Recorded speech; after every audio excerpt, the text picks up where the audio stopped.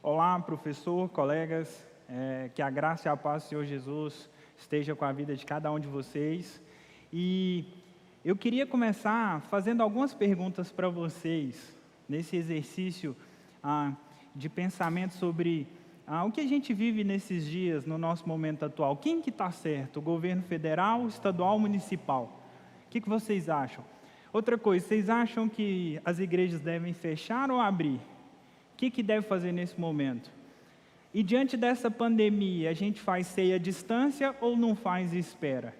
O culto online, ele vale ou não vale para as nossas realidades? Esses são temas que nós precisamos abordar, são coisas importantes. Nós estamos diante dessas realidades. Mas esse é o foco principal da igreja? Esse é o objetivo principal da igreja? Nos tempos que nós vivemos de desunião, de desinformação, de confrontamento, você acha que a gente tem vivido tempos de união? A gente tem caminhado no mesmo foco? Você acha que a igreja, o que você olha hoje? Olhando para a igreja, você acha que a igreja está unida, a igreja está caminhando no mesmo propósito? Olhando para a nossa realidade, eu creio que não. Mas quando a gente olha para o problema de desunião, o problema de partidarismo, de conflito, a gente vê que isso não é algo novo. Olha só o que o texto de Filipenses, capítulo 2 diz. Dos versículos 1 ao versículo 11, acompanhe comigo, diz assim o texto. Se há, pois, alguma exortação em Cristo, alguma consolação de amor, alguma comunhão do Espírito, se há entranhados afetos e misericórdias, completai a minha alegria, de modo que penseis a mesma coisa, tenhais o mesmo amor, sejais unidos de alma, tendo o mesmo sentimento. Nada façais por partidarismo ou vanglória, mas por humildade, considerando cada um o outro superiores a si mesmo. Não tenha cada um em vista o que é propriamente seu, senão também cada qual o que é dos outros. Tende o mesmo sentimento que houve também em Cristo Jesus, pois ele, subsistindo em forma de Deus, não julgou como usurpação ser igual a Deus. Antes, o Senhor a si mesmo se esvaziou, assumindo forma de servo, tornando-se em semelhança de homens e reconhecido em figura humana. A si mesmo se humilhou, tornando-se obediente até a morte e morte de cruz. Pelo que também Deus o exaltou sobremaneira e lhe deu o nome que está acima de todo nome, para que ao nome de Jesus se dobre todo o joelho nos céus, na terra e debaixo da terra, e toda língua confesse que Jesus Cristo é o Senhor, para a glória de Deus Pai. Vamos orar? Senhor, obrigado pela oportunidade de poder falar da Tua Palavra.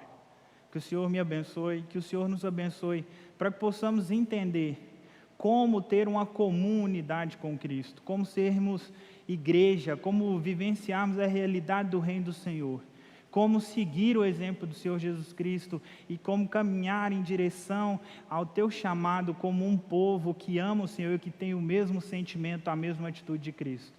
Nos abençoe, nos guarde, me capacita, nos capacita. E nós pedimos tudo isso no nome do Senhor Jesus. Amém. Se eu tivesse que definir a realidade da igreja de Filipos, a igreja dos irmãos, se tivesse que dar uma descrição rápida, eu gostaria de dizer que a igreja dos irmãos filipenses era uma igreja envolvida com o reino, uma igreja que atuava na expansão, no anúncio do evangelho, no chamado missionário, e mais, era uma igreja que doava de forma liberal. Não era uma igreja que fazia doações pontuais, mas era uma igreja que doava com muito vigor, com tudo que tinha, e muitas vezes se comprometia com isso. Mas nos últimos tempos, na sua última realidade, a igreja de Filipos era uma igreja que agora estava dividida. Era uma igreja que tinha perdido o seu foco e também enfrentava o problema dos falsos ensinos, dos ensinos dos falsos mestres. A igreja de Filipos agora está diante dessa realidade. E a igreja de Filipos perde a sua unidade, mas ela foi plantada por Paulo. E é uma igreja que recebe o elogio de Paulo, porque se envolve, porque oferta, porque manda não só dinheiro, mas manda Epafrodito, manda a presença de gente para abençoar o reino. O comentarista Moisés Silva explica que a igreja de Filipos, como sendo muito doadora, muito envolvida, agora passava por uma situação financeira muito delicada.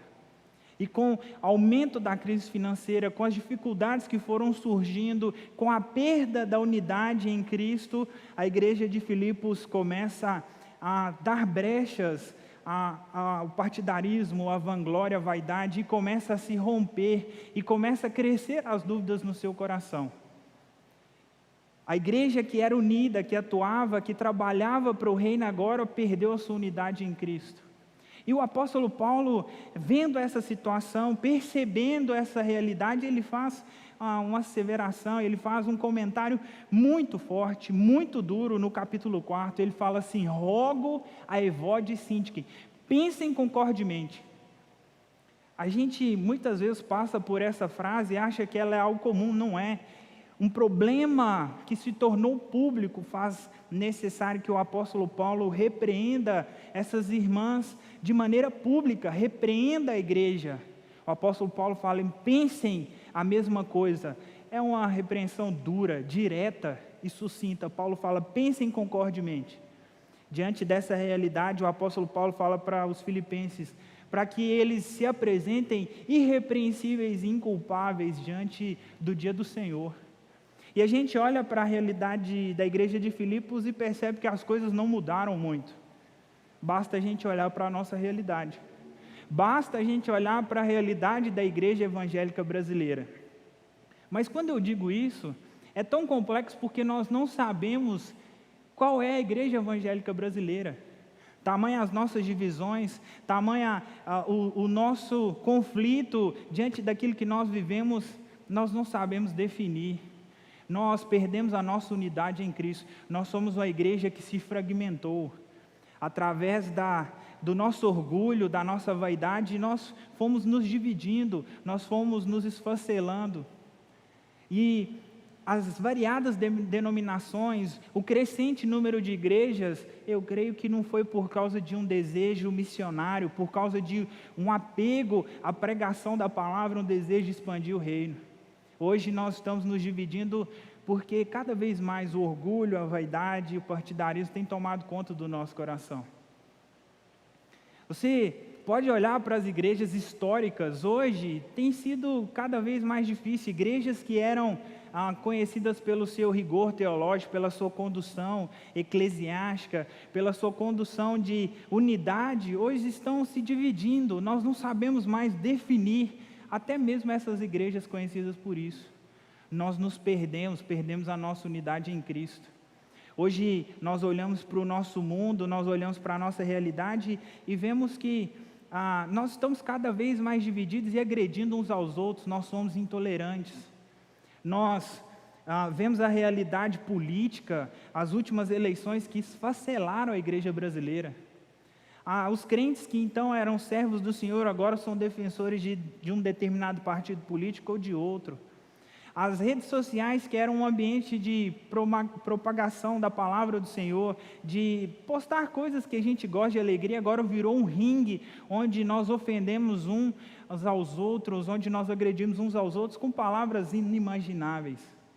Nós vemos líderes, pastores, teólogos que, ao invés de usar a palavra do Senhor para promulgar paz, ao invés de usar os seus canais de comunicação para semear a paz, estão ofendendo uns aos outros. Nós desumanizamos o nosso próximo. Nós criamos o nosso pensamento como verdadeiro, e aquela pessoa que não pensa igual a nós tornamos ela como uma pessoa objetificada. Olhando para a visão política, por exemplo, se tal pessoa vota em um partido, ela é uma mortadela. Se tal pessoa vota em outro, ela é um gado. Nós desumanizamos as pessoas, criamos uma mentalidade de nós e os outros, nós nos tornamos inimigos. E a igreja não perdeu a sua unidade porque ela tem várias liturgias, ela não perdeu a sua unidade porque cada igreja tem uma forma arquitetônica. Nós não perdemos a unidade porque uma igreja é mais contemporânea ou não. Nós perdemos a nossa unidade porque nós não olhamos para Cristo. E quando nós não olhamos para Cristo, quando o nosso coração não está em Cristo, o nosso coração começa a se corromper cada vez mais, começa a vazar do nosso coração a nossa maldade, o nosso orgulho, e isso gera em nós um partidarismo, uma vaidade e orgulho. E aí a gente percebe que na igreja, no nosso dia a dia, nós perdemos a nossa unidade com Cristo. Diante do problema grave que nós enfrentamos, nós só podemos receber a resposta voltando para o texto. E o que Paulo fala é que os filipenses devem imitar o exemplo de Cristo. Se os filipenses haviam perdido a sua unidade em Cristo, se nós perdemos a nossa unidade em Cristo, Paulo fala para os filipenses: imitem o exemplo de Cristo. A igreja de Filipos deve imitar o exemplo de Cristo. Logo nos 3 primeiros versículos, Paulo vai falar para a gente pensar o mesmo sentimento. Os nossos corações devem estar na mesma frequência, a nossa alma, a nossa força. E ele diz mais: se há um entranhados afetos, se há um coração contrito e quebrantado, completai a minha alegria, faça as mesmas coisas, corram para a mesma direção. O apóstolo Paulo fala que o exemplo é Cristo. Agora a igreja de Filipos deve abandonar o partidarismo. A glória deve ser sempre do Senhor. A igreja de Filipos deve imitar a Cristo, seguir o exemplo de Cristo. Mas quando Paulo fala ter o mesmo sentimento de Cristo, o que Paulo está dizendo? Ele usa um termo no grego que diz frônesis. E o texto traz sentimento na nossa versão, na versão ARA, que é a mais comum, mas só sentimento não traz o sentido dessa palavra. Quando Paulo fala tem a mesma frônesis de Cristo, tem a mesma atitude, tem o mesmo sentimento de Cristo, tem a mesma consciência de Cristo.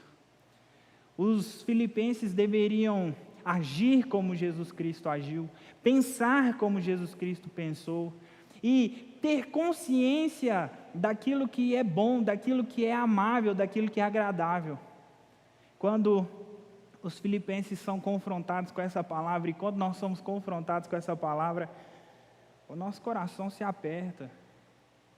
Nós olhamos para a nossa realidade, nós olhamos para as ordenanças do Senhor Jesus e nós somos humilhados, porque como nós somos desobedientes nesse chamado. Por isso que o apóstolo Paulo, ele não só dá o exemplo de Jesus Cristo, mas ele narra o que Jesus Cristo fez. Ele continua dizendo: tenham o mesmo sentimento que houve também em Cristo Jesus. Olha o que fala o versículo 6: pois ele, subsistindo em forma de Deus, não julgou como usurpação ser igual a Deus. O Senhor se esvazia. Ele que é Deus não julga que a sua divindade é algo que ele deva agarrar, mas ele abre mão de si, ele suprime a sua divindade e ele se humilha, assumindo forma humana. O Rei dos Reis, Senhor dos Senhores, o Rei do Universo. Como isso é humilhante. O Senhor Jesus agora tem carne, ele precisa de alimento materno, ele precisa do cuidado dos seus pais. Ele sente fome, sente dor, cansaço, sede. O nosso Senhor Jesus se limita a um corpo que experimenta a morte todos os dias. Mas o Senhor Jesus faz isso, e ele assume a forma de servo, e ele caminha rumo à cruz, ele se encarna, ele vive entre nós, ele é crucificado, e ele vive a nossa morte. O apóstolo Paulo fala morte, mas não só morte, morte de cruz, a pior morte que alguém poderia experimentar. E ele faz tudo isso para que a gente possa viver a realidade do Senhor. O Rei dos Reis, o Senhor do Universo, não considera a sua glória, mas ele se esvazia, ele se humilha e ele atua fazendo o bem, redimindo a nossa vida. Quando nós olhamos para esse texto, como nós somos confrontados com a graça do Senhor, como nós somos cheios dessa graça, desse amor, dessa bondade, nós vemos que nós devemos seguir o exemplo de Cristo. Nós devemos imitar o exemplo de Cristo. Nós devemos olhar para o Senhor Jesus e buscá-lo, e desejá-lo, fazer o seu exemplo. Nós devemos considerar o outro superior a nós mesmos. Nós precisamos agora amar a pessoa que pensa diferente de nós. Nós agora vamos agir sempre com humildade, nós não vamos nos importar, assim como o apóstolo Paulo fala no capítulo 1, se o evangelho é pregado por dissensões, por inveja, ele não se importa, ele importa que o evangelho seja pregado. Quando nós somos cheios pela graça do Senhor, quando nós somos redimidos pela graça e pelo sacrifício de Jesus, nós conseguimos agora imitar o exemplo de Cristo E nós falamos como o apóstolo Paulo, nós consideramos tudo como perda, pela excelência do conhecimento de Deus. Agora, o desejo da nossa igreja, o desejo de nós como servos do Senhor é considerar o outro superior a nós mesmos, é servir ao nosso próximo, é amá-lo. As diferenças não nos dividem porque nós estamos unidos na singularidade de Cristo. Na nossa diversidade, na nossa pluralidade, nós estamos unidos na singularidade de Cristo. O presidente recém-eleito, Joe Biden, no seu discurso de posse, ele tem um tema central no seu discurso, e ele fala uma coisa só o tempo todo no seu discurso: união. O tema presente da sua fala é união. E ele diz que sem união não há paz. E ele conclama aos seus eleitores e aqueles que não votaram nele para que caminhem em união, para que eles possam vencer essa grave crise humana, sanitária, biológica, econômica, política. É interessante que o mundo busca a paz, deseja a unidade, mas não consegue alcançar por causa do seu coração, que só pode desejar o mal, que não foi redimido por Cristo.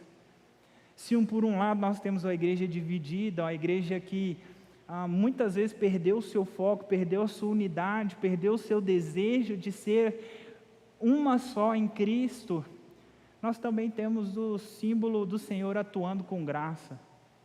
Quando nós olhamos para a crise em Manaus, a crise do colapso da saúde, de pessoas morrendo por falta de ar, nós vemos uma comoção, tanto da sociedade como das igrejas que se uniram para doar, para investir, para abençoar a vida daquelas pessoas que estavam a ponto de morrer sufocadas. O Senhor continua atuando com graça. Pessoas, irmãs e irmãos que têm se colocado como conselheiros, como ouvintes, como pessoas que têm trazido conforto para aqueles que sofrem. Pessoas distribuindo o alimento, pessoas orando, pessoas se movimentando para orar, para agir. As igrejas se unindo em forma de bênção para anunciar o Evangelho, para anunciar o vínculo da paz, o vínculo de toda a perfeição que é Jesus Cristo. Se nós vivermos essa realidade, se nós olharmos para Jesus, se o sacrifício de Jesus for o centro da nossa vida, se o Senhor Jesus Cristo for o centro da nossa teologia, da nossa prática, certamente nós vamos experimentar, nós vamos vivenciar a realidade do reino. Nós vamos vivenciar a unidade em Cristo, uma comum unidade com Cristo, porque agora nós temos um elo em comum, porque agora nós temos uma unidade em Cristo, e porque agora nós somos uma comunidade no Senhor Jesus Cristo. A igreja de Filipos se perde a sua unidade.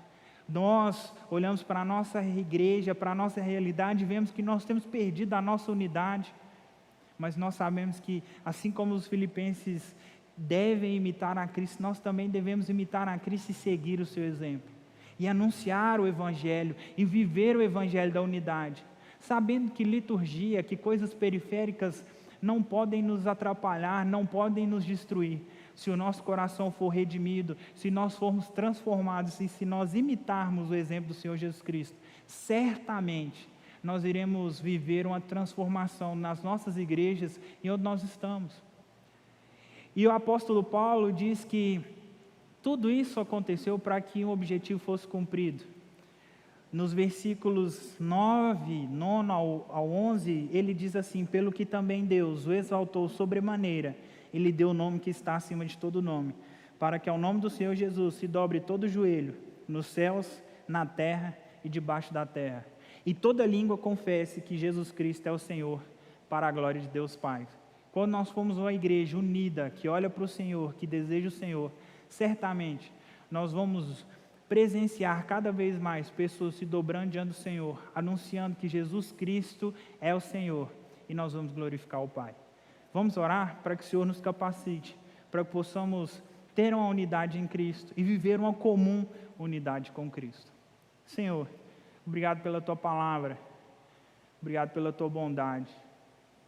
Fala conosco, Pai, transforma o nosso coração que muitas vezes se divide em partidarismo, em vaidade, em orgulho, em desejo violento de agredir o nosso irmão, de agredir alguém que pensa diferente de nós. Sê conosco, nos transforma, nos redime, nos ajude, ó Pai, a caminhar em direção, ó Pai, à Tua unidade, olhando para o exemplo de Cristo, buscando imitar o nosso Senhor e Salvador. Nos capacita e transforma-nos, ó Pai, para que possamos fazer a Tua vontade. Obrigado porque o Senhor age com graça. Obrigado porque não é no nosso mérito, mas nos méritos de Cristo. Mas obrigado porque o Senhor nos transforma e nos permite viver a realidade do Teu reino, a nossa unidade com Cristo. Nos abençoe, nos guarde. Em nome de Jesus que nós oramos e agradecemos. Amém.